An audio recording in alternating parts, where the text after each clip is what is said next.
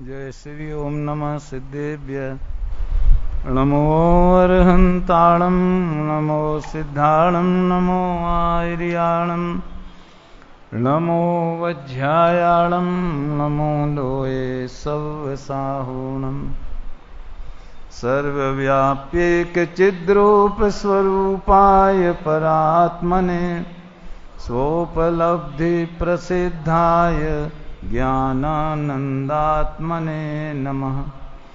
हे लोलुप्त महामोहतमस्तोमं जयत्यदः प्रकाशयज्जगत्तत्त्वम् अनेकान्तमयं महः। परमानन्दसुधारस पिपासितानां हिताय भव्यानां क्रियते प्रकटिततत्त्वा प्रवचनसारस्य वृत्तिरियम्। एष सुरासुरमणुसिन्धवन्दितं दोदघायिकम् अमलं पळमामि वड्ढमाणं तित्थं धम्मस्कत्तारम्। प्रवचन सार परमागम शास्त्र में पहला महाअधिकार ज्ञान तत्व प्रज्ञापन, उसमें पहला अंतराधिकार शुद्धोपयोग अधिकार और उसके पहले पीठिका, इन दो अंतराधिकारों की चर्चा के बाद अब ज्ञान अधिकार प्रारंभ हो रहा है। ज्ञान अधिकार में जैसा कि कल भी इशारा किया था, शुद्धोपयोग के फल में अतीन्द्रिय ज्ञान और अतीन्द्रिय सुख प्रकट होता है। तो अतीन्द्रिय ज्ञान क्या चीज है, कैसे वो पदार्थों को जानता है, पदार्थों के साथ उसका क्या संबंध है और इंद्रिय ज्ञान की क्या स्थिति है, इन सब बातों की चर्चा ज्ञान अधिकार में की गई है। पहले से ही आचार्य देव ने, जैसा कि मैं आपको कई बार इशारा कर चुका हूं, साम्य भाव की प्राप्ति की प्रतिज्ञा की है, क्योंकि वह साम्य भाव निर्वाण का दायक है। संपज्जति निर्वाणम, जो साम्य को प्राप्त होता हूं, जत्तो निर्वाण संपत्ति। तो अब उस साम्य भाव के फल में केवल ज्ञान प्रकट होता है, जिसे शास्त्रीय भाषा में छायक ज्ञान कहते, अपनी ज्यादा प्रचलित भाषा में केवल ज्ञान कहते हैं। केवल शब्द का पंडित टोडरमल जी ने अर्थ किया है निशेष असहाय ज्ञान, जिसे अपने जानन क्रिया के लिए किसी की जरूरत नहीं, न इंद्रियों की, न प्रकाश की, न पदार्थों की। अब पदार्थ तो हैं ही दुनिया में, उनको कोई बाहर थोड़ी निकाल देंगे, लेकिन भूत भविष्य की पर्यायें यद्यपि वर्तमान में नहीं है तो न रहें, लेकिन केवल ज्ञान को जानने से कोई रोक नहीं सकता। केवल ज्ञान मात्र असहाय रूप से परिणमता है, इसलिए उसे केवल ज्ञान कहते हैं। ज्ञानावरण कर्म का क्षय उसमें निमित्त है, इस अपेक्षा से उसे छायक ज्ञान कहते हैं। तो अपन देखें 21 और 22 गाथा में आचार्य देव ने केवली भगवान के ज्ञान की विशेषताएं बताई। केवली भगवान के सब द्रव्य गुण पर्याययुत प्रत्यक्ष हैं, अवग्रादि पूर्वक वे उन्हें नहीं जानते। सर्वात्म गुण से सहित हैं, नर जो अतीन्द्रिय हो गए, परोक्ष कुछ भी है नहीं उन केवली भगवान के। बहुत सरल है विषय। आप तो जैसा कि कल मैंने बताया था, आप ये होमवर्क अवश्य कर लें। यदि इस विषय में निष्णात होना चाहते हो और परीक्षा में भी अधिक सफलता प्राप्त करना चाहते हो, तो इसका प्रश्न क्या बनाएंगे? आपको हम कहें प्रश्न पेपर बनाओ, प्रश्न पत्र, तो इसका क्या प्रश्न आप बनाएंगे? केवली भगवान के ज्ञान की प्रमुख विशेषताएं बताइए। तो क्या विशेषता है कि सभी द्रव्य गुण पर्याय युत जो पदार्थ हैं वे उन्हें प्रत्यक्ष जानते।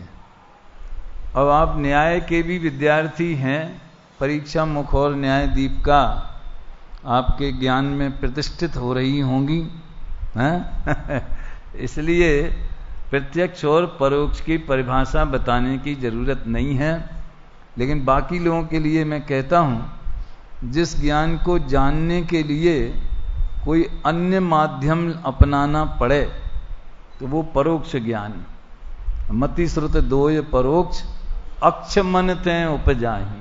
उन्हें परोक्ष क्यों कहा? क्योंकि वे इंद्रियों और मन के आलंबन से उत्पन्न होते हैं। ये पराश्रित ज्ञान की बात है। स्वानुभव में जो मति श्रुत ज्ञान होते हैं वे स्वानुभव प्रत्यक्ष कहे जाते। ठीक है? और प्रत्यक्ष किसे कहते हैं? वैसे एक परिभाषा आई विशदम प्रत्यक्षम, जो स्पष्ट होवे। लेकिन वो प्रत्यक्षपना स्पष्टता क्यों आई? क्योंकि उसने डायरेक्ट जाना, कोई मीडिया बीच में नहीं था, इंद्रिय इत्यादि का माध्यम नहीं था, इसलिए वो प्रत्यक्ष स्पष्टता उसमें आ गई। ठीक है? फिर नास्ति से भी बताया, अवग्रहादि पूर्वक नहीं जानते। ये क्या होता है अवग्रहादि पूर्वक? अपन जो इंद्रियों के माध्यम से पदार्थों को जानते हैं, घड़ी की तरफ लक्ष्य गया ना, तो इधर से हटके उधर गया तो बीच में दर्शनोपयोग हो गया। सामान्य अवलोकन, निराकार उपयोग, उस घड़ी संबंधी है। घड़ी की सत्ता वो विषय बनी चेतना का, स्वरूप नहीं आया, है ऐसा आया, घड़ी है ऐसा नहीं आया। फिर अवग्रह हुआ, तो जैसे वो शिशु का समझ लो पहले पिंड बनता है, तो वैसे अवग्रह में एक कुछ है, फिर ईहा हुई, क्या है ये जानने के लिए ज्ञान प्रयत्नशील हुआ, फिर जान लिया कि ये घड़ी है, और वो कंप्यूटर में जाके सेव हो गई फाइल अपने दिमाग के कंप्यूटर में। तो ये मति ज्ञान में जानने की प्रक्रिया है, जैसे अवग्रह ईहा अवाय धारणा कहते। श्रुत ज्ञान में इस तरह की कोई प्रक्रिया क्यों नहीं होती? क्योंकि श्रुतम मति पूर्वकम, ख्याल में आया ना, मति पूर्वक होता है, तो वो अवग्रह ईहा की एक्सरसाइज मति ज्ञान में ही हो जाती है। तो मति ज्ञान से फिर और उपयोग डिटेल में जावे तो वो श्रुत ज्ञान हो जाता है। काफी चर्चा इसमें है, आपको राजवार्तिक वगैरह से और जो तत्वा सूत्र की टीकाएं हैं उनसे जानना चाहिए। इस तरह जो अतीन्द्रिय भगवान हैं वे सर्वात्म गुण सहित हैं। तो गुण तो हर एक में रहते, किसी की चले थोड़ी जाते। तो सर्वात्म सहित है माने जितने भी गुण हैं आत्मा में सभी परिपूर्ण निर्मल अवस्था रूप परिणमित हो गए। बहुत से तो पहले ही से होते हैं, 20-25 गुण होते हैं, 21 गुणों की लिस्ट मैंने देखी है एक जगह। तो सभी अनंत गुणों का निर्मल परिणमन हो गया। उनके लिए परोक्ष कुछ भी नहीं है। किनके लिए? केवली भगवान के लिए परोक्ष कुछ भी नहीं है, हैं? परोक्ष माने कि ज्ञान से छिपा होवे, ढका होवे, और उसे जानने के लिए कोई टार्च की जरूरत होवे, प्रकाश की जरूरत होवे, ऐसी परोक्षपना उनके लिए कुछ नहीं। एक ऐसी आती है, केवली भगवान लोकालोक को जानते थे। क्यों जानते? क्यों जानते? तो उसकी एक भाषा आती न्याय ग्रंथों में है, प्रतिबंधक कारणाभावात। जो निमित्त रूप से प्रतिबंधक कारण था, ज्ञानावरण का उदय, अब वो नष्ट हो गया। अब कोई रोक टोक करने वाला निमित्त भी नहीं रहा। उपादान की योग्यता भी खुल गई और कोई निमित्त भी नहीं रहा। तो नहीं जान, क्यों नहीं जाने? जब ज्ञान का स्वभाव जानना है और पदार्थों का स्वभाव ज्ञान में ज्ञात होना है, इधर ज्ञान गुण है उधर प्रमेयत्व गुण है, तो क्यों नहीं जाने? तो इसके किसी के पास उत्तर हो तो सोचना है। कोई भी जो सर्वज्ञ भाववादी हैं, जो सर्वज्ञ की सत्ता को नहीं मानते, वे सोचें कि क्यों नहीं जानेगा ज्ञान। अग्नि जो भी ईंधन है, जलने योग्य दाह्य पदार्थ हैं, तो अग्नि उन्हें क्यों नहीं जलाएगी? उन जलना उनका स्वभाव है, जलाना अग्नि का स्वभाव है। समझ में आया ना? बहुत बढ़िया प्रकरण है ये तो। बड़ा मन रमे, ज्ञान की महिमा आवे, ज्ञान में ज्ञान स्वभाव भाषित होवे, इसका प्रयोग है ये। वही मां चिट्ठे मां जंपे वाला। बस ज्ञान में ज्ञान का अनुभव करो, ज्ञान में ज्ञान का वेदन करो। ये तो व्यवहार से उपदेश की भाषा में कहना पड़ता है, उसके बिना उपदेश बनता नहीं है। हाँ, करो की भाषा के बिना अकरना भी नहीं बताया जा सकता। मैं प्रसंगानुसार एक बात बता दूं, इससे संबंधित तो नहीं है, लेकिन आपको सुन के वो जो विषय चल रहा है उसका आइडिया लगेगा। दुनिया में जितने भी प्रकार के काम होते हैं, अपन करते हैं, किए जाते हैं व्यवहार की भाषा में, उन्हें कितने भागों में बांट सकते हैं। बहुत से काम ऐसे होते हैं जो क्रिया में किए जाते हैं, शरीर की क्रिया से, वाणी से नहीं। हाथ पैर चलाना, भोजन बनाना, गाड़ी चलाना, उसमें मुंह से बोलने की जरूरत नहीं है आप, लेकिन हाथ पैरों का संचालन तो आपको करना ही पड़ेगा। ये व्यवहार की भाषा है, उसी लेवल पे समझना। तो बहुत से काम हाथ पैर, और उसके अलावा जीव कर ही क्या सकता है? कोई अपने हाथ पैर से निकल के गाड़ी में तो नहीं घुस जाएगा। समझ में? भोजन बनाने वाला सिवाय हाथ पैर हिलाने के कोई रोटी में तो नहीं घुस जाएगा। दिमाग लगाएगा, हाथ पैर चलाएगा, योग और उपयोग, 100वीं गाथा की भाषा। तो पहले नंबर का कार्य हाथ पैर आदि की क्रिया के माध्यम से। बहुत से काम ऐसे होते हैं जिनमें खाली बोला जाता है, किया कुछ नहीं जाता, हाथ पैर से कुछ नहीं किया जाता। हम इनका अभिनंदन करते हैं, करो, स्वागत करते हैं, करो। कभी कभी वो रेलवे स्टेशन पे घोषणा होती रहती, प्राय बंबई में सुनी मैंने, दादर स्टेशन पर आने वाले सभी यात्रियों का रेलवे डिपार्टमेंट हार्दिक स्वागत करता है। तो जब मैंने पहली बार सुना तो मुझे ऐसा लगा कि जब हम बाहर निकलेंगे तो एक पंडाल लगा होगा, उसमें सोफा सेट रखे होंगे और बड़े बड़े रेलवे के अधिकारी हैं, वो मालाएं लेके खड़े होंगे, फिर हमारा स्वागत करेंगे, हमें बिठाएंगे, चाय पानी की पूछेंगे, वे आपको कहाँ जाना है तो आप टैक्सी कर देंगे, पैसा भी वही दे देंगे या हम ही दे देंगे, लेकिन इतना तो स्वागत करेंगे ना। कोई नहीं मिला, और बल्कि वो टैक्सी वाला लड़ रहा था कि हम नहीं जाएंगे। समझे? उनके जो स्वागत होता है, अरे कम से कम ढंग से टैक्सी की व्यवस्था तो बना दो। तो हम स्वागत करते हैं, हम निंदा करते हैं, हम प्रशंसा करते हैं, हम अभिनंदन करते हैं, इत्यादि इत्यादि। जो हम आमंत्रण देते हैं, देव क्या दिया? हमने आपको द्रोणगिरी पधारने का आमंत्रण दिया, तो देने में क्या दिया? कोई एक सिक्का दिया है? मुख से बोला। तो ऐसे बहुत से काम जगत में होते हैं जो वाणी के माध्यम से ही किए जाते, उन्हें भी दुनिया में करना कहलाता है। समझ में आया? तीसरा लेवल मन का, जिसमें वाणी का भी कोई सक्रियता नहीं है और क्या शरीर का अन्य अंगों का भी नहीं है, खाली मन का विचार करना, सोचना, चिंतन करना इत्यादि इत्यादि जो है मानसिक क्रियाएं, उनमें बोलना नहीं पड़ता, लेकिन सोचो। दादा की एक शुद्धात्म शतक की गाथा में बहुत बढ़िया आता है, गहराई से सोचो जरा, पर मैं तुम्हारा क्या चले, पर मैं तुम्हारा क्या चले। तो सोचना भी करना कहलाता है। और जितने ये ऊपर के कंपनियों में बड़े बड़े जो सीईओ और दुनिया भर के अधिकारी होते हैं ना, सिवाय सोचने के और उनका कोई काम नहीं रहता। बिजनेस को कैसे बढ़ाना, क्या योजनाएं बनाना, कौन सी नई स्कीम लाना, उन्हें लाखों रुपए की तनख्वाहें इसलिए मिलती है कि वे सिर्फ सोचें और सोच के प्लानिंग करके उसको बोर्ड ऑफ डायरेक्टर के सामने रखें, वो स्कीम पास कराएं और उसको लागू किया जाए। समझ में आया ना? सरकार में भी ऐसा होता है, प्राइवेट में भी ऐसा होता है। एक सोचने वाला डिपार्टमेंट अलग होता है। तो सोचना भी करना कहलाता है। अभी चौथे नंबर का अपना जो प्रकरण चलता है, एक ऐसा काम है जगत में जिसमें कुछ नहीं करना तो भी उसे करना बोला जाता है। मैं तो अभी लौकिक कामों की बात करता हूं, आत्मा के अनुभव की नहीं।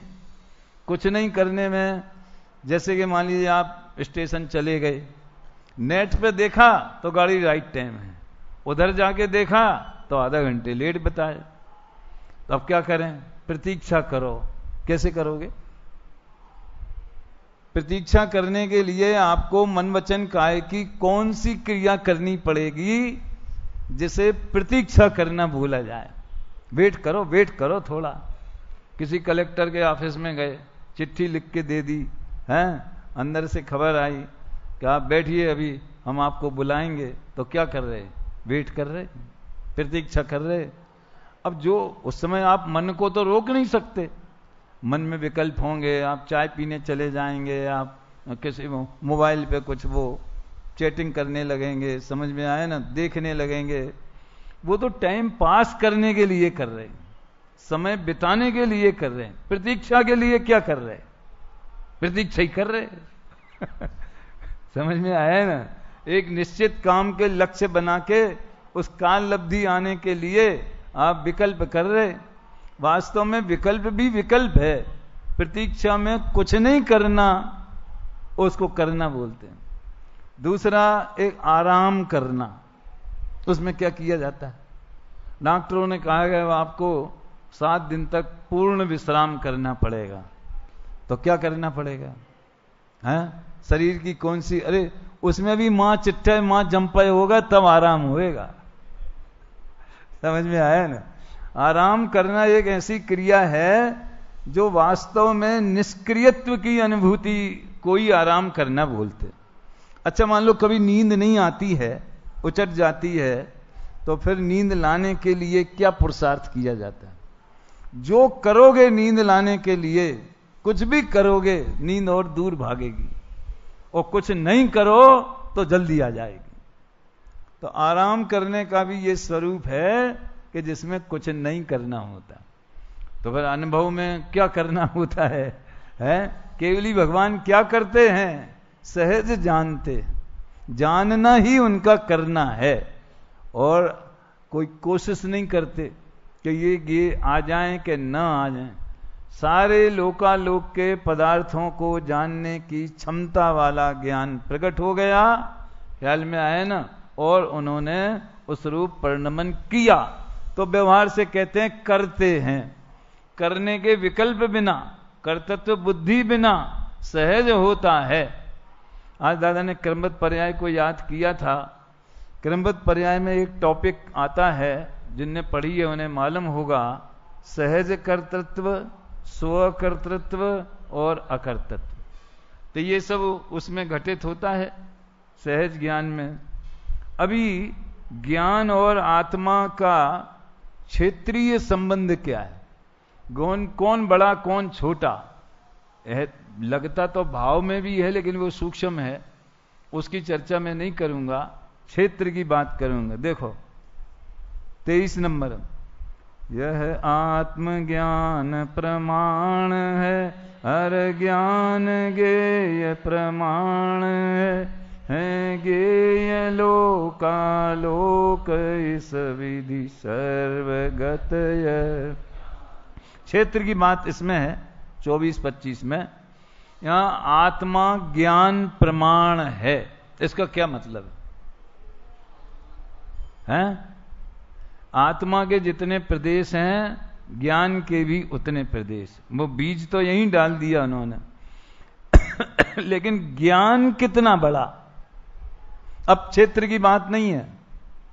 जब ज्ञान की नाप तोल करेंगे तो जितने लोकालोक हैं उतना बड़ा ज्ञान है।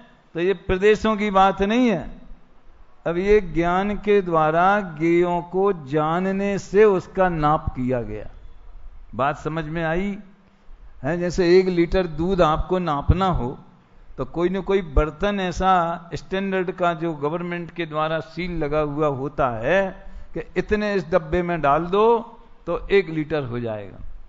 तो ज्ञान का विकास कितना, ज्ञान का प्रमाण माने ज्ञान कितना विस्तृत है, तो जितना जगत में ज्ञेय समूह है लोकालोक, उतना ज्ञान का विस्तार है। तो आत्मा ज्ञान के बराबर है, ज्ञान ज्ञेय के बराबर है, तो आत्मा किसके बराबर हुआ?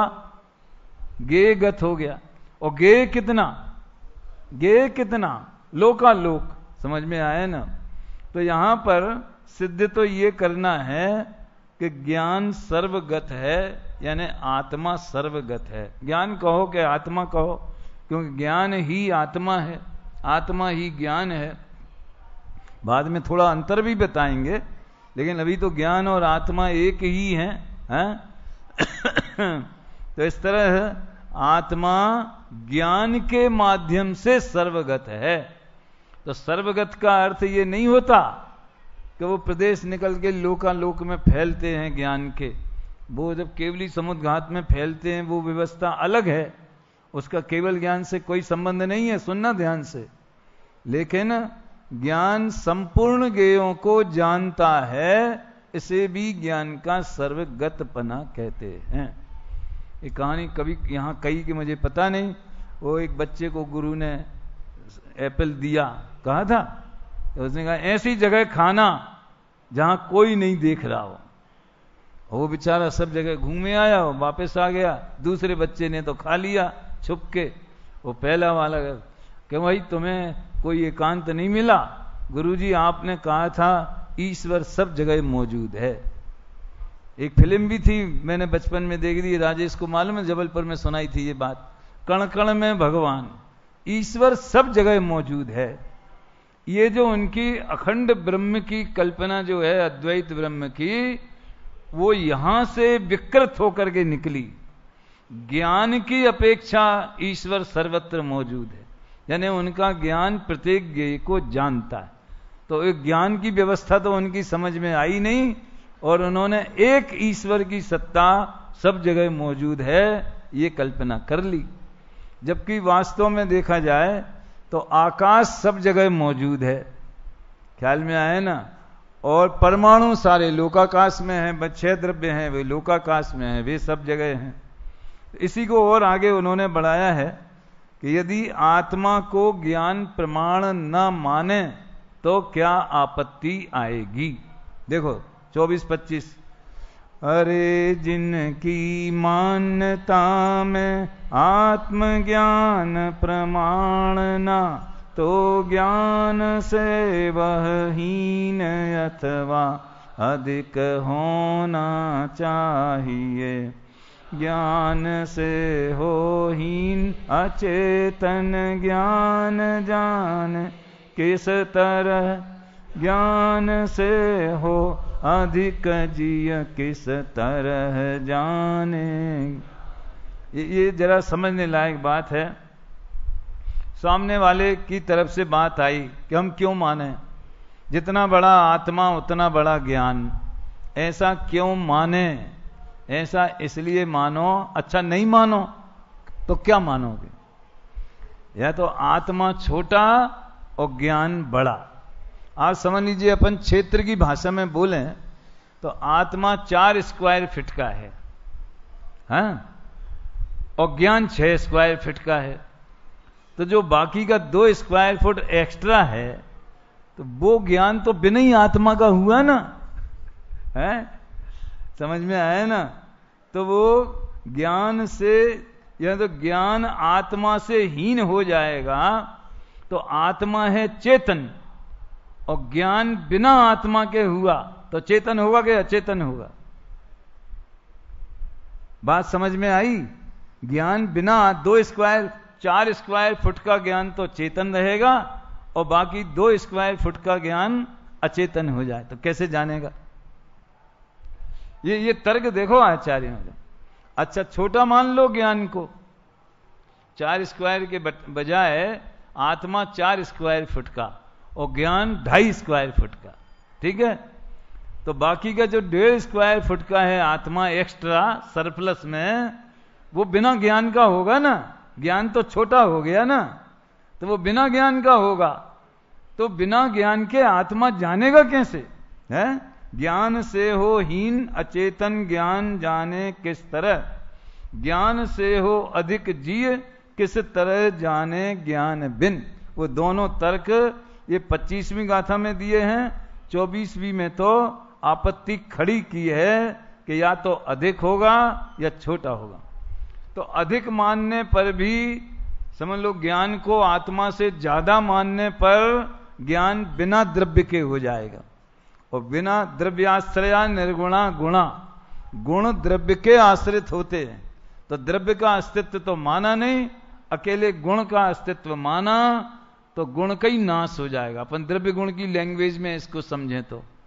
और अगर ज्ञान को छोटा माने, आत्मा को बड़ा माने, तो आत्मा निर्गुणी हो जाएगा। आत्मा बड़ा होगा तो अकेला ज्ञान ही क्यों, कोई भी गुण नहीं जाएगा उधर, तो ज्ञान के साथ सभी गुण यहीं बैठे रहेंगे छोटे एरिया में, तो आत्मा का भी नाश हो जाएगा। इसको जब अपन द्रव्य गुण का अविनाभावी संबंध की बात करते हैं तब इस तरह समझते हैं कि द्रव्य का अस्तित्व न माने तो गुण निराश्रित होंगे, तो गुण गुण ही नहीं रहेंगे। मिश्री नहीं है और मिठास है, समझ में आया? मिश्री नहीं है और मिठास है, नींबू नहीं है और खटास है, तो फिर पदार्थों की जरूरत क्या है? कहीं देखो, ये बात मैं उसमें भी कहता हूं दूसरे संदर्भ में। देवशास्त्र गुरु वाला पाठ है ना, उसमें प्रारंभ में ऐसे किया कि एक लड़का धोती दुपट्टा पहन के पूजा करने जा रहा है, तो दूसरा उससे पूछता, अरे भाई सुबह सुबह सन्यासी बने कहां जा रहे हो? उनको ऐसे ही लिखते सन्यासी धोती दुपट्टा वाले हैं। उन्होंने कहा आज चतुर्दशी है और मैं हर एक अष्टमी चतुर्दशी को पूजन करता हूं, इसलिए मैं पूजन करने जा रहा हूं। कौन से देवता की करते हो? अब ये बड़ी समस्या है, हिंदुस्तान में देवताओं की कमी नहीं है, हैं? कौन से देवता की पूजा करते हो? तो उसने कहा देखो भैया, जैन धर्म में व्यक्ति की मुख्यता नहीं है, गुणों की मुख्यता है। तो क्या गुणों की मूर्ति बनती क्या? मूर्तियां तो व्यक्तियों की हैं, महावीर की हैं, आदिनाथ की हैं, पारसनाथ की हैं। केवल ज्ञान की मूर्ति बनाओ, सर्वज्ञता की बनाओ, वीतरागता की बनाओ, तो हम माने गुणों की पूजा करते। नाम तो लेते हो महावीर भगवान 5-5 दफे, वीर महा अति वीर सन्मति नायक हो जय वर्धमान, सबरे ही नाम। समझ में आए ना? अब भाव से भी स्तुतियां होने लगी, होती तो व्यक्ति की है ना। सुनना ध्यान से, यद्यपि गुणों की मुख्यता है, लेकिन वे जिस व्यक्ति में वे गुण होते हैं उस व्यक्ति की पूजा होती, व्यक्तित्व से नहीं, गुण से। पूजन का आधार गुण है, व्यक्ति नहीं। लेकिन मूर्ति बनेगी तो व्यक्ति की बनेगी। ये बात समझ में आती? तो क्यों बनती? द्रव्य के बिना गुण नहीं होता, और द्रव्य भी बिना गुणों के नहीं होता। निर्गुण होवे तो कैसे होगा? अरे कम से कम सत द्रव्य लक्षणम, तो सत तो होगा ही होगा ना। सत क्या है? द्रव्य है कि गुण है? सत्य क्या? अस्तित्व। वो क्या है? गुण है ना। तो द्रव्य है पना शब्द भी उसके अस्तित्व गुण को बताता है। समझ में आया? और विशेष चर्चा तो जब वो प्रकरण आता है तब होती है। तो आत्मा, इसमें अनुशीलन में ये सब जो तर्क दिए हैं, आत्मा ज्ञान से बड़ा है कि छोटा है, छोटा माने तो क्या होगा, बड़ा होगा तो क्या होगा, इस तरह सारे तर्क इसमें। और दादा ने तो जगह जगह वृंदावन दास जी के भी, मैंने आपको कहा सहारा जरूर लेंगे, लेकिन आपकी जो पढ़ाई है यहाँ पर वो गाथा बेस पर है। लेकिन आपके विद्यालय में जो रेगुलर चलता है वो टीका बेस पर भी है। समझने के लिए अनुशीलन का भी सहारा लेना चाहिए, उसमें कोई तर्क उत्तर वगैरह वो सब हैं। देखो एक बहुत मार्मिक अंश मुझे इसमें दिख रहा है, 131 पेज देखो सबसे नीचे, यदि केवल ज्ञान लोकालोक में प्रवेश कर जाए तो केवल ज्ञान से आत्मा छोटा हो जाएगा।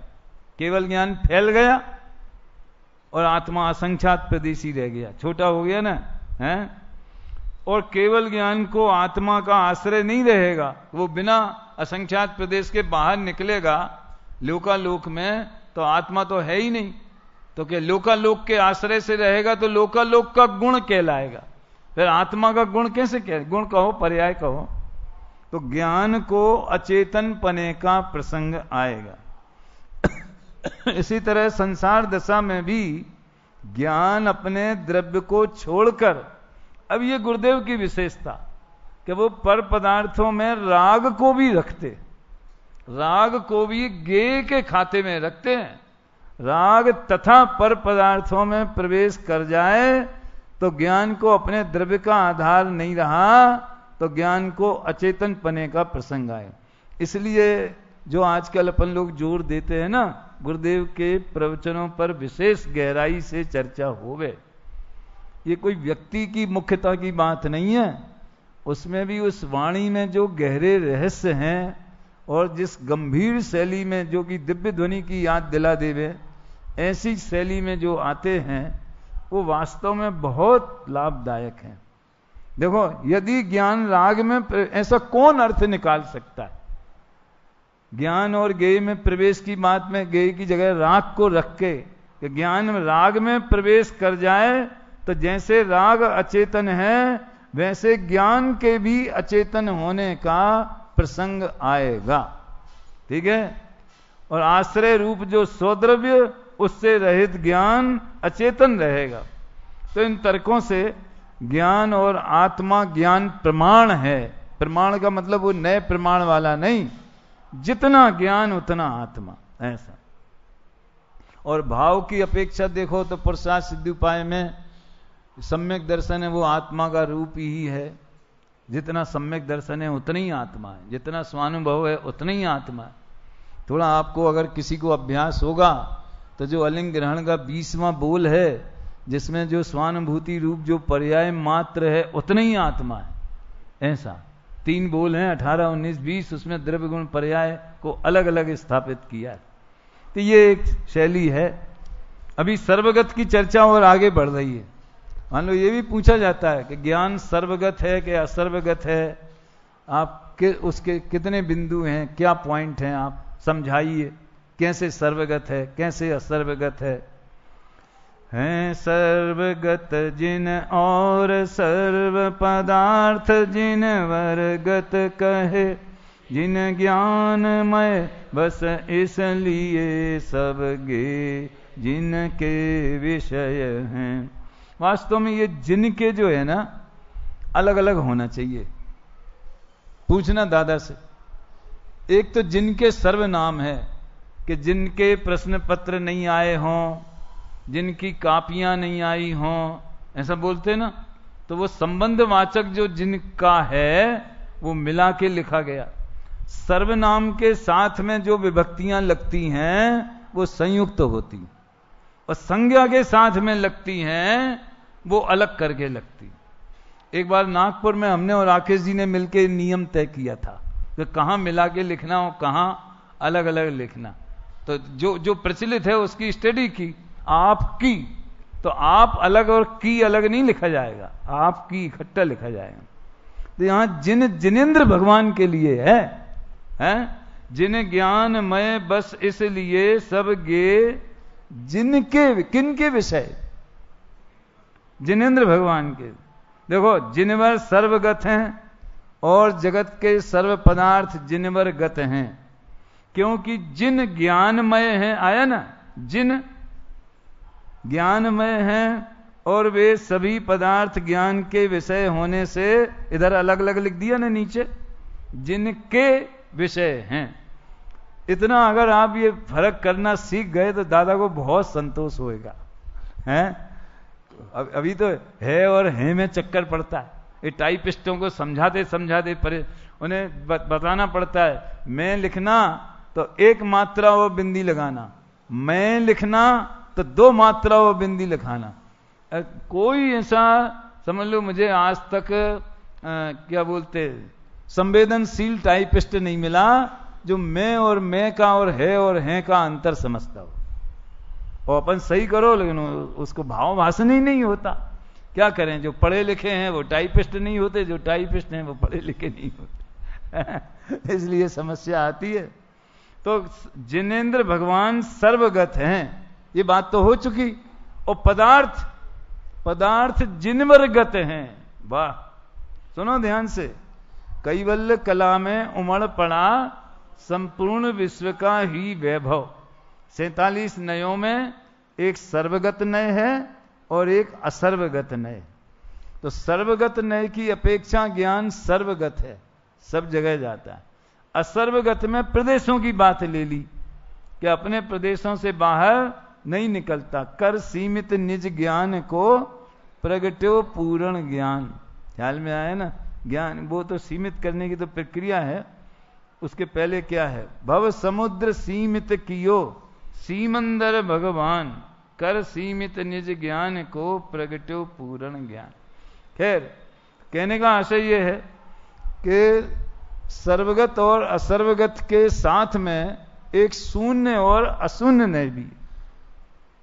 तो ज्ञान गेयों में प्रवेश करता है तो ज्ञान को सर्वगत कहा। और गेय ज्ञान में घुसते के नहीं घुसते, जाते के नहीं जाते। देखो भैया, कथनचित जाते हैं, कथनचित नहीं जाते। ये इसका मतलब नहीं है कि आधे चले जाते हैं आधे नहीं जाते। जाने की अपेक्षा अलग। जैसे दर्पण में चेहरा दिखता है, यदि विद्या दर्पण आए थे तो जैसे मानो गेय ज्ञान में डूब गए हों, उत्कीर्ण हो गए हों, टंकोत्कीर्ण हो गए हों, समा गए हों, ज्ञान ने गेयों को कोर बना के मुख में रख लिया हो। ऐसा सुना है ना सब, हैं? तो इस तरह 37वीं गाथा की टीका समय सार की, 200 गाथा की टीका प्रवचन सार की, तो इसमें सब ये गेय ज्ञान में कैसे चित्रित हो गए, कीलित हो गए, डूब गए, समा गए। लेकिन वो सब गेय जैसी छवि ज्ञान की, ज्ञान में, ज्ञान से, ज्ञान के लिए, ज्ञानमय बनी है।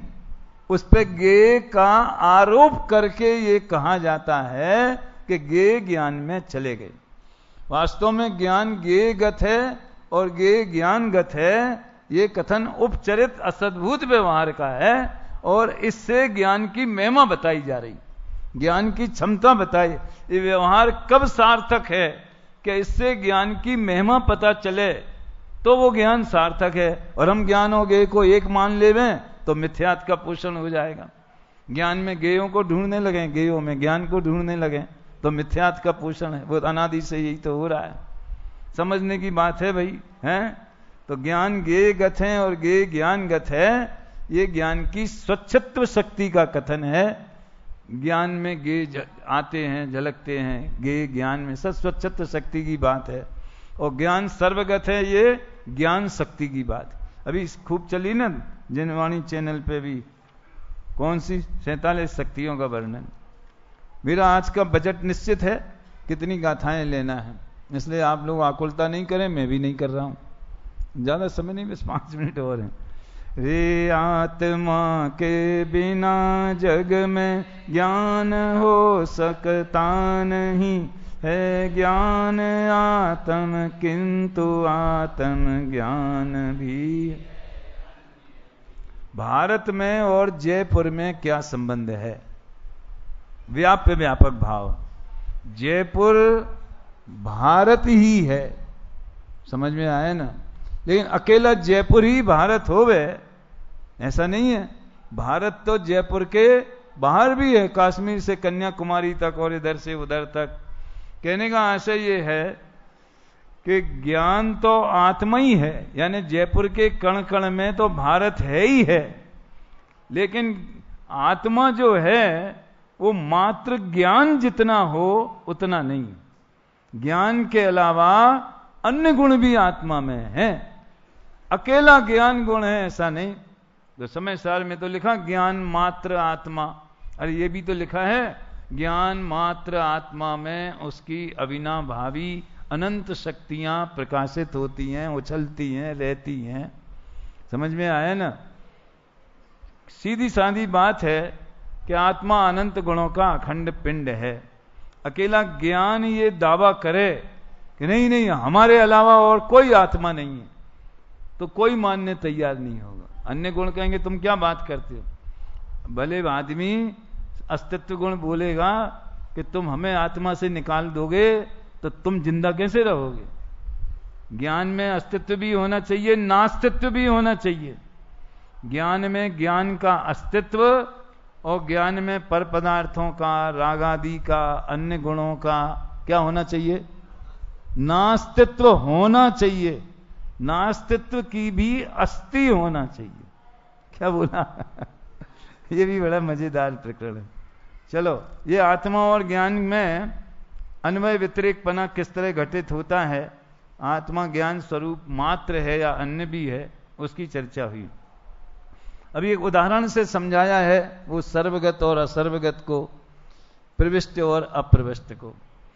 रूप को ज्यों चक्षु जाने परस्पर अप्रविष्ट त्यों आत्मज्ञान स्वभाव अन्य पदार्थ उसके प्रविष्ट रह अप्रविष्ट रह ज्यों चक्षु जाने रूप को त्यों अतीन्द्रिय आत्मा भी जानता संपूर्ण। 28वीं गाथा में अकेले अप्रविष्ट पने की बात की। इस समय सार में कोई ऐसी गाथा आती है? आंख वाली, चक्षु वाली कोई गाथा आती समय सार में?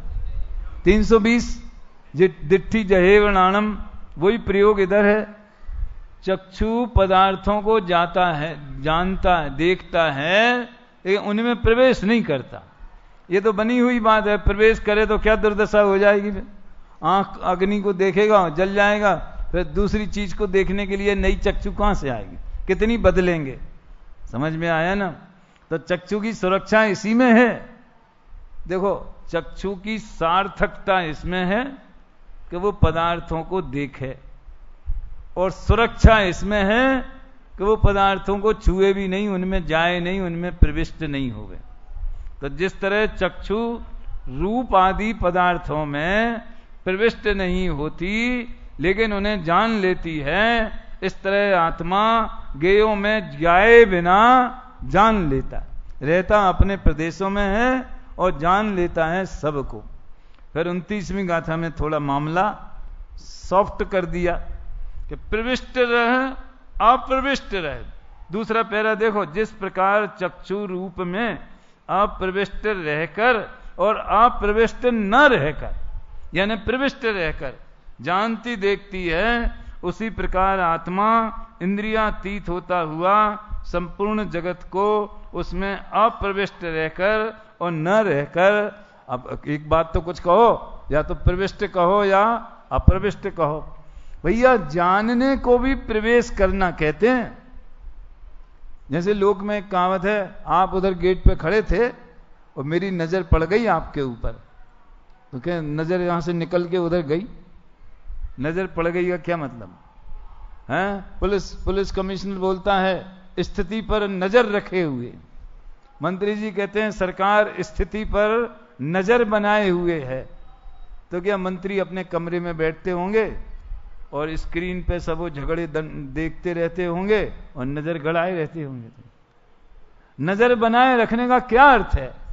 ये तो प्रतीकात्मक भाषा है, मगर वो चीज हमारे ज्ञान में, ख्याल में बनी हुई है। भाव घट रहे हैं कि बढ़ रहे हैं, इस पर सरकार की नजर है। तो कैसी नजर है? कौन सी नजर? कौन सा चश्मा लगा के देखती है? मतलब वो ज्ञान में वो चीज ज्ञेय बनती है। तो इसलिए ज्ञान को ज्ञेयों में जानने की अपेक्षा प्रविष्ट है और जाने की अपेक्षा अप्रविष्ट है। चलो अंतिम 30-31 एक जोड़ा और है, वो इसी से संबंधित है ना। ज्यों दूध में है व्याप्त नीलम रत्न अपनी प्रभा से, त्यों ज्ञान भी है व्याप्त रे निःशेष गेय पदार्थ में, वे अर्थ ना हो ज्ञान में तो ज्ञान ना हो सर्वगत। ज्ञान है यदि सर्वगत तो क्यों न हो एक बार। सर्वगतपना भी सिद्ध कर रहे हैं और असर्वगतपना भी सिद्ध कर रहे हैं। आपको एक समझ लो लघु निबंध 10-15 पेजों का, ज्ञान का सर्वगतपना और ज्ञान का असर्वगतपना। जहां से ये चर्चा चालू हुई, कहां से चालू हुई, कौन सी गाथा से देख लेना। आत्मा ज्ञान प्रमाण है 26वीं, सर्वगत जिन और सर्व पदार्थ जिनवर गत कहे। यहां से लेके 31 तक का एक ग्रुप, आप सर्वगत और असर्वगत के इन सभी बिंदुओं की चर्चा कर सकते। दूध में नीलमणि डाल दिया जाए तो दूध नीला दिखाई देता है, होता नहीं है। क्या बोला? दिखाई देता है, जैसे नीलमणि की प्रभा पूरे दूध में व्याप्त हो गई, इसलिए वो नीलमणि दूधगत हो गया। लेकिन वास्तव में मणि मणि में है और दूध दूध में है। निकाल लो तो दूध फिर ज्यों का त्यों सफेद दिखेगा, तो इसलिए असर्वगत है, दुग्धगत नहीं है। ऐसे ज्ञान की चमक, प्रभा, ज्ञान की किरणें मान लो, ये भी अलंकारिक भाषा है, किरण विरण कुछ निकलती नहीं है, हैं? लेकिन गेयों को जानता है तो ऐसा लगता है इन गेयों में ज्ञान व्याप्त है। ख्याल में आया ना? जित देखूं तित तुई, सब जगह ज्ञान ही ज्ञान दिखाई देता है। आज हमारो उपयोग पलटो और उपयोग पलटो फिर अभिप्राय पलटो, तो क्या हो गया? चैतन्य चैतन्य भास रहे, घड़ी में भी दिखता है ना। तो ये ज्ञान का गेय बनी। ज्ञान नहीं होता तो ये घड़ी जानने में नहीं आती। अन्यथा अनुपत्ति, घड़ी की अन्यथा अनुपत्ति नहीं, घड़ी संबंधी ज्ञान की अन्यथा अनुपत्ति। तो वो ज्ञान से ही तो ज्ञान गेय रूप परिणमित हुआ ना, ज्ञान है ही। इस तरह आप ज्ञान को मुख्य करेंगे तो ज्ञान गेयों को जानता हुआ ज्ञान भी अपने ज्ञानत्व को प्रकाशित करता है। इसलिए गुरुदेव कहते हैं ज्ञान अपने को जानता है, गेय को नहीं जानता। ये असर्वगत पना है। लेकिन एक समय में लोकालोक को जानता है, ऐसा केवल ज्ञान, ऐसी महिमा भी करते हैं, तो ये उसका सर्वगत पना बताते हैं। बहुत अच्छा प्रकरण है, गाथाओं के आधार पर अपन ने लिया है। बाकी 33 गाथा से चर्चा अपन कल आगे बढ़ाएंगे। अपने पास 2 दिन है और अपने को 52 गाथा तक की चर्चा करनी है, तो आप सब मानस बना के आ गए। बोलिए पंच परमेष्ठी भगवान की जय।